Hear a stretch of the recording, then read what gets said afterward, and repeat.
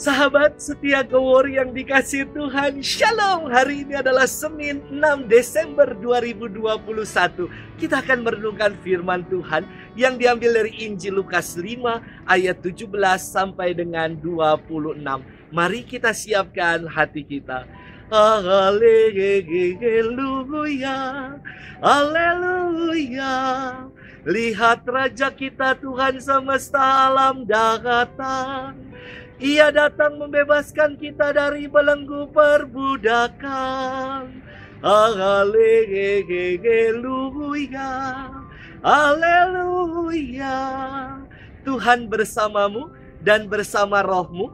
Inilah Injil suci menurut Lukas. Dimuliakanlah Tuhan. Pada suatu hari ketika Yesus sedang mengajar, ada beberapa orang Farisi dan ahli Taurat duduk mendengarkannya. Mereka datang dari semua desa di Galilea dan Yudea dan dari Yerusalem. Kuasa Tuhan menyertai Yesus sehingga ia dapat menyembuhkan orang sakit. Maka datanglah beberapa orang mengusung seorang lumpuh di atas tempat tidur. Mereka berusaha membawa dia masuk dan meletakkannya di hadapan Yesus.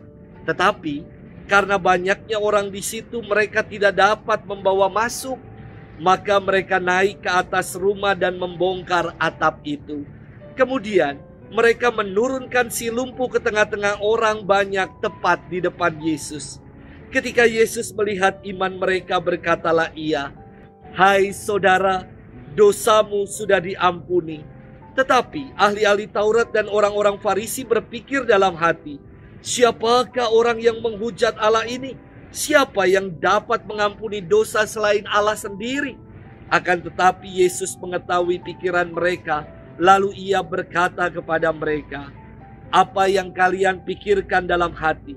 Manakah yang lebih mudah, mengatakan dosamu sudah diampuni, atau mengatakan bangunlah dan berjalanlah? Tetapi supaya kalian tahu bahwa di dunia ini anak manusia berkuasa mengampuni dosa."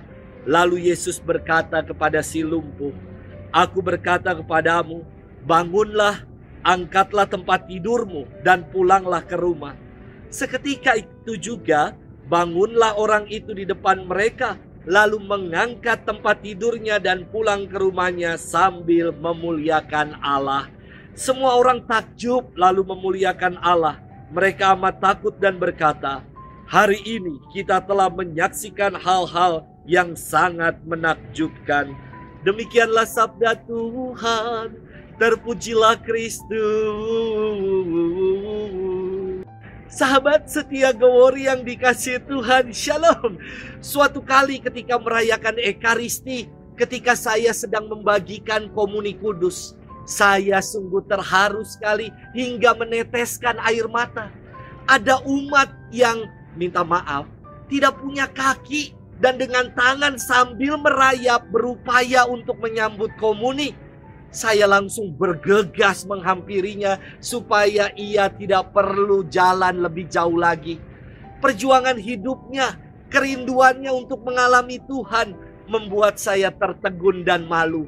Terkadang saya yang secara fisik lengkap masih suka mengeluh capek, lelah. Sungguh terlalu. Sahabat setia Gowori yang dikasihi Tuhan, dalam firman hari ini kita mendengar kisah inspiratif perihal kepedulian sesama untuk membantu seorang lumpuh. Kepedulian itu diungkapkan dengan mengusung orang lumpuh yang terbaring di tempat tidurnya kepada Yesus. Namun bukannya mulus-mulus dan lancar. Mereka terhalang karena banyaknya orang yang berdesakan mendengarkan Yesus. Mereka tidak putus asa untuk membantu si lumpuh.